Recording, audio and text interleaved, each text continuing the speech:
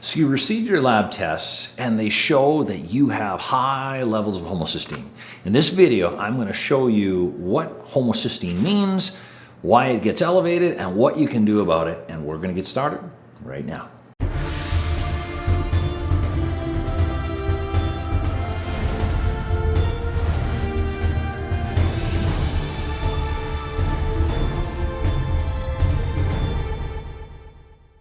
Well, hello everyone, I'm Dr. Glenn Harrison and welcome to this week's segment of Why. This is where we take just a few minutes to answer some of the most common health-related questions that I see in my clinic every day.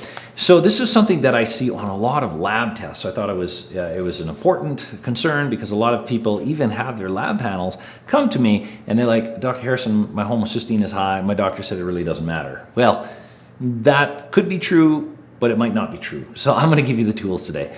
So what is homocysteine first? Let me take a step back. Why is homocysteine important if it's high?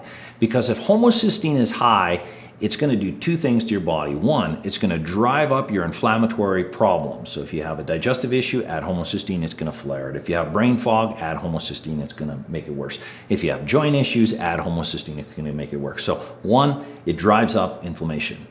The second thing is that high homocysteine does, it increases your risk of heart attack and stroke. Yes, it's a very, very important marker. So that's why we're talking about it today. So what is homocysteine? Well, the easiest way that I like to explain it in my clinic, hopefully it'll help you. The easiest way to explain it is homocysteine is a byproduct of energy metabolism. There's lots of byproducts. So when you, for example, you eat food, you make energy, one of the byproducts of converting food to energy is homocysteine. We all make homocysteine, but in the people that it elevates, it's because the liver isn't able to clean it out of the body. So you can almost think homocysteine is a toxin, if that's an easier way of kind of remembering it. So the liver cleans this byproduct out of the body. The liver cleans homocysteine out of the body. Now, if homocysteine elevates, we've got to point the finger at the liver and say, hey, liver, why aren't you doing your job? We're getting all this homocysteine built up. So think of it as, to some extent, a metric of liver function, okay, roughly speaking. So what does the liver need? Well, again, I'll take a step back. The process of cleaning homocysteine out of the body, this is a liver function, is called methylation. A lot of natural doctors like to talk about methylation just on and on and on and on. But it's only one process of all the other functions of the liver. And it's an important one, but there's others as well. So don't get hung up on methylation. Just think, why isn't the liver cleaning my homocysteine out of the body? What can I do? So here's what you can do. Well, here's some background understanding of homocysteine. If the liver's job is to clean homocysteine out of the body, there's a few things the liver needs to be able to do its job. One, maybe one of the most important ones, is if you're toxic. If your liver is so preoccupied with cleaning out other toxins out of your body, that could be digestive toxins, it could be environmental toxins, it could be food toxins, it could be what have you. So if your body is toxic, your liver can get preoccupied dealing with toxins and not able to work on its homocysteine. So toxicity can be one cause of homocysteine elevation. The second cause of homocysteine elevation is energy, low energy that is.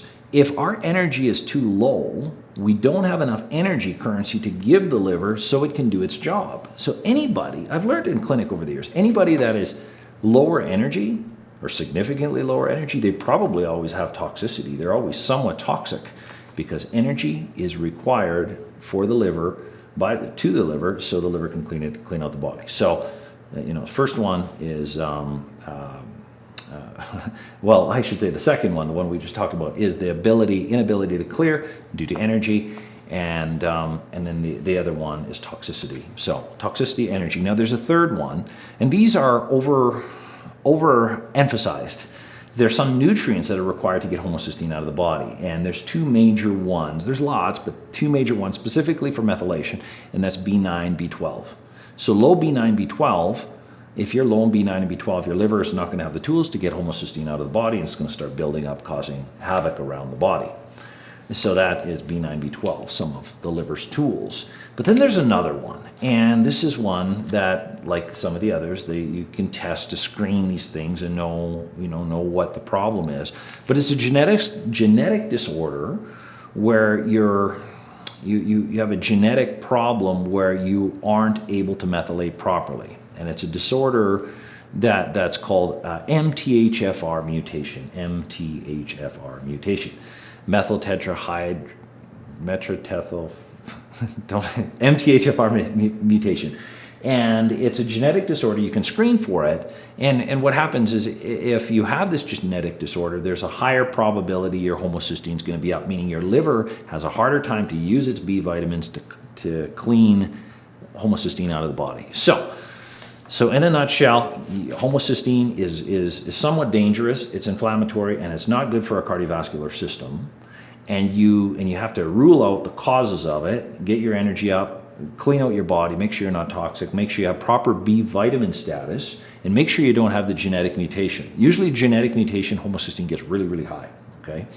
And then that's really what you want to do with homocysteine. There is a product that I like to use in my office all the time. There's a lot of different methylation products. One of the best ones I've seen, it has a lot of B9, a lot of B12. It has beetroot extract, which is a great antioxidant to get homocysteine out of the body. And there's a few other antioxidants in there. And I haven't seen a product this good. I haven't taken all the products, but I personally use it. I haven't seen one this good at getting homocysteine out of the body, and it's called Super Methyl SP by Apex Energetics. I'll put a link below so you can request the product but be careful with B vitamins. If you have the MTHFR mutation, you take lots of B vitamins, even if they're high quality B vitamins, it can still cause problems to your liver. So you kind of want to be careful with this stuff. So hopefully this was helpful. If you have any questions about this, feel free to leave a comment below. If you like the video and you like the content, I keep putting out more and more every week. So subscribe so you don't miss anything. And if you're looking for help to navigate through this problem or any other chronic health issue, feel free to click the link below. There's going to be a link below. You can schedule a free 15-minute conversation with myself. We'll talk about your case, and I'll see if I can help. If I can't help, I'll forward you to someone who can. So with that being said, I'm Dr. Glenn Harrison. I look forward to talking to you next day where we're going to answer the why to another health-related question. Have a great day.